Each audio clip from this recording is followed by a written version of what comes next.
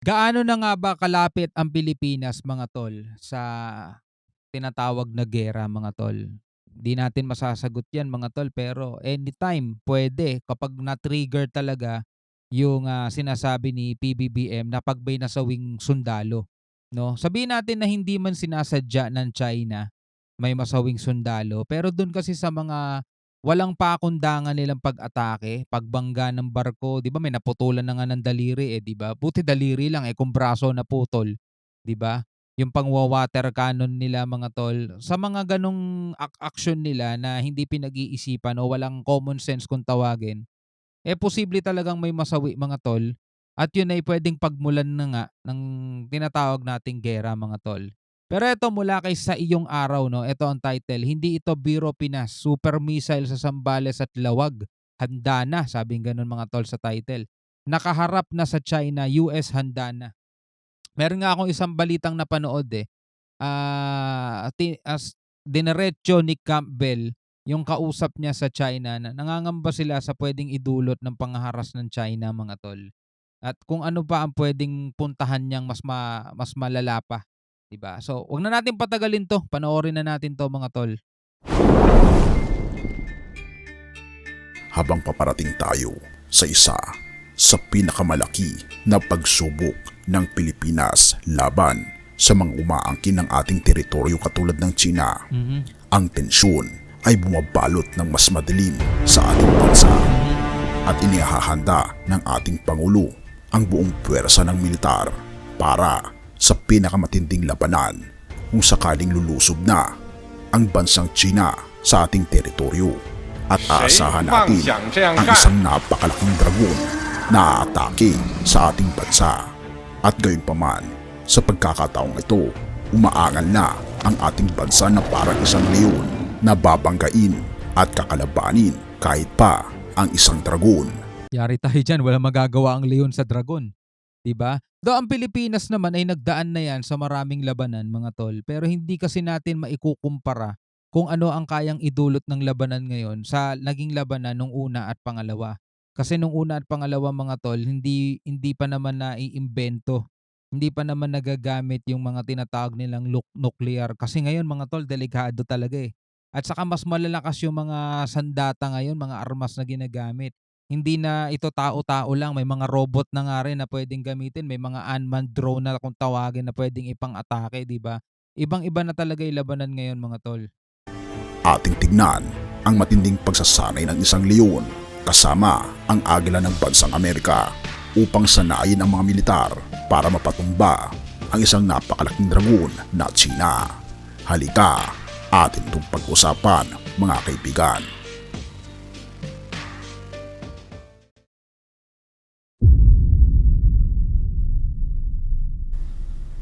Isang nakakabinging pagsabog ang lumanig sa baybayin ng Lawag. Mula sa malayo, kitang-kita ang paglipad ng Javelin missiles at malabangungot na putok ng howitzers. Hindi tinamaan yung target. Ang mga sundalo ng Estados Unidos at Pilipinas ay nagpakawala ng kanilang pinakamabigat na sandata upang magpanggap na tila nagtatanggol laban sa isang maritime invasion sa tabi ng South China Sea. Ito ang pinakamalaking pagsasanay militar sa kasaysayan ng balikatan, isang pagtutulungang puwersa ng militar ng United States of America at ang Pilipinas. Habang patuloy ang pagsasanay sa baybayin ng Lawag, tumataas ang tensyon. Nararamdaman ng mga residente ang bigat ng pagtaas ng tensyon sa pagitan ng Pilipinas at China. Ang mga sunod-sunod na banggaan ng mga barkong Pilipino at ng Chinese Coast Guard ay nagdudulot ng takot at pangamba sa mga tao. Ang China ay patuloy na inaangkin ng halos buong South China Sea sa kabila ng pagtanggi ng isang international na tribunal noong 2016.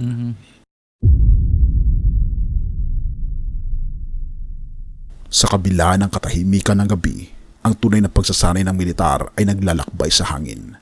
Ang mga sundalo ay patuloy sa pagsasanay sa hilaga at kanlurang baybayin ng Pilipinas malapit sa South China Sea at Taiwan Strait. Kung ating makikita, buong puwersa ang militar sa mga pagsasanay na ito. Sa mga tubig na lagpas sa territorial na limitasyon ng Pilipinas, ang mga pagsasanay ay nagpapatuloy, naghahanda para sa anumang posibleng kaganapan. Ipinapakita rin sa pagsasanay ang mga bagong sandata ng Estados Unidos na maaring ilagay sa Pilipinas sa panahon ng digmaan.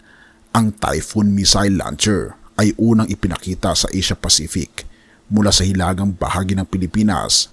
Kaya nitong maabot ang mga target sa Taiwan kasama ang mga base at infrastruktura ng China sa South China Sea. Isa to sa mga inangalan ng China eh. Etong ano na to, itong equipment na to. Medyo nangamba sila dyan eh. At mainland China.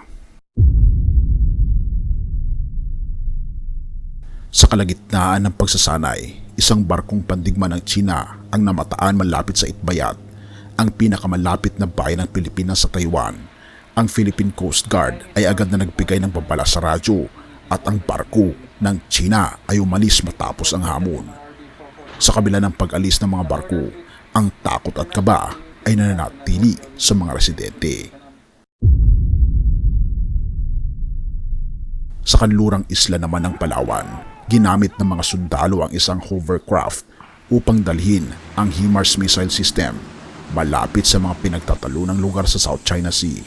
Ang pag-unlad na ito ay nagpakita ng kahandaan ng dalawang bansa na magtulungan sa harap ng malaking banta, lalong higit ng China. Sa gitna ng mga pagsasanay, ang mga residente ng Ilocos at Cagayan ay nababalot ng takot. Ang gobernador ng Cagayan na si Manuel Mamba ay tahasang tumututol sa pagkakaroon ng base militar ng US sa kanyang lalawigan. Kaya marami nagsasabi, nababasa ko sa mga netizen, di ba? Pro-China daw siya eh. Hindi natin kailangang pumili sa pagitan ng dalawa, sabi ni Mamba. Ayaw kong madamay ang aking lalawigan sa isang digmaan na hindi atin.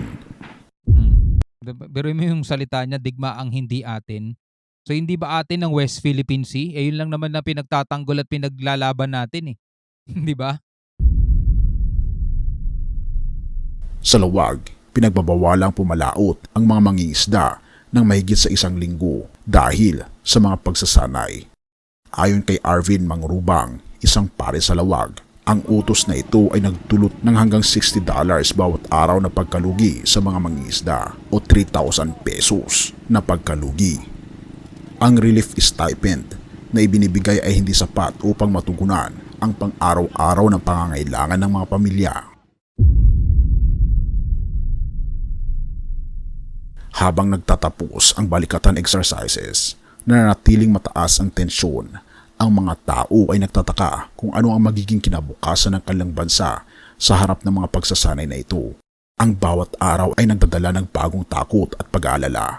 Ang mga tanong tungkol sa kapayapaan at digmaan ay patuloy na bumabagabag sa isipan ng bawat Pilipino.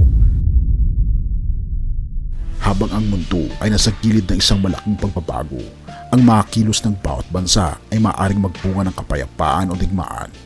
Ano ang susunod na hakbang ng Pilipinas at Estados Unidos? Paano tutugunan ang China? Sa bawat araw na lumilipas, ang hinaharap ay nagiging mas malinaw ngunit mas nakakatakot. Abangan ang mga susunod na kabanata sa kwentong ito na kailangan nating harapin ng may buong tapang. Tulad nga ng sinabi natin ng mga nakaraan, mga tol, di ba? Sa mga nakaraang reaction video natin, ayaw natin na magkaroon ng giyera kasi nga nakikita naman natin kung ano yung nangyayari sa ibang bansa na kung saan may nagkakagulo ngayon, giyera. Di ba, nakakatakot yung mga sitwasyon na ganun. Pero hindi natin kayang pigilan yan o hindi kayang pigilan ng tao, mga tol. Dahil sila ang tutupad, tayo ang tutupad, mga tol, sa kung ano talaga ang nakatakda, sa kung ano ang nakasulat sa banal na kasulatan, mga tol. Kasi yung mga yon ay kailangan talagang mangyari, 'di ba? Dahil ang salita ng Diyos ay totoo, salita ng Diyos ay tunay. Kapag sinabi ng Panginoong Diyos na ito ay mangyayari, itong mga palatandaan na to para malaman ninyo na malapit na ang wakas, mangyayari at mangyayari yan kahit anong mangyari, kahit anong gawin natin, mga tol, hindi natin mapipigilan yan. 'Di ba? Pero ganun pa man, mga kapatid, ikaw ba'y dapat matakot o dapat ka magalak kasi nakikita mo na kung ikaw ay tumitingala sa langit at naniniwala ka sa Diyos, malalaman mong totoo nga na dapat kang maniwala, tumingala ka sa langit at darating ang panahon na magwawakas din naman talaga tong mundong 'to at maliligtas ang mga mapapalad, no? Anyway, ikaw puwede kang magbigay ng iyong komentaryo sa ibaba, puwede kang magbigay ng iyong saloobin. Maraming salamat sa iyong panonood hanggang sa muli. Ako nga pala si Shobal D. Peace out.